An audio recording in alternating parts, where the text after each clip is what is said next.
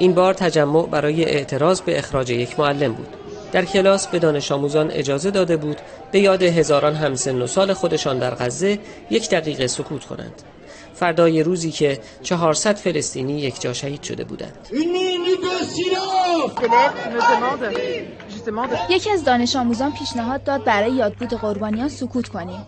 من قبول کردم چون طبیعی و منطقی بود. فرصتی بود که دانش آموزان ادای احترام کنند.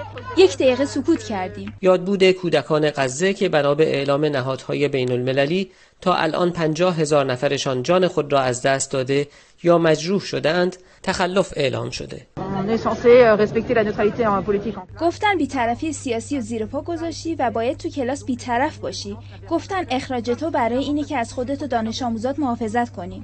قرار مجازات اصلی من بعد از جلسه محاکمه اعلام بشه. وزیر آموزش و پرورش فرانسه 3 ماه و نیم قبل در جواب سناتوری که درخواست کرده بود برای صهیونیست‌های کشته شده در مدارس مراسم سکوت و یادبود برگزار شود گفته بود مراسم یادبود قربانیان مجاز و از اختیارات معلمان است.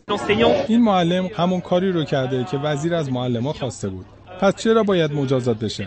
مگر اینکه بخوایم جانباختگان فلسطینی رو به حساب نیاریم. 1 دقیقه سکوت نه، سکوت در برابر نسل کشی آری. این را یکی از استادان دانشگاه روی 1 تکه مقوا نوشته بود. واقعا شگفت زده شدیم. واژه‌ای جز شگفت زده نمیشه به کار برد. برای 1 دقیقه سکوت. من اینو در برابر اومرتا قرار میدم.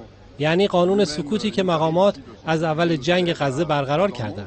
اگر کسی بخواد از غزه حرف بزنه دیگه آزادی بیان نیست. هر کی نسل‌کشی اسرائیل رو محکوم کنه خطرناکه. مهدی ابراهیمی، خبرگزاری صدا و سیما، پاریس.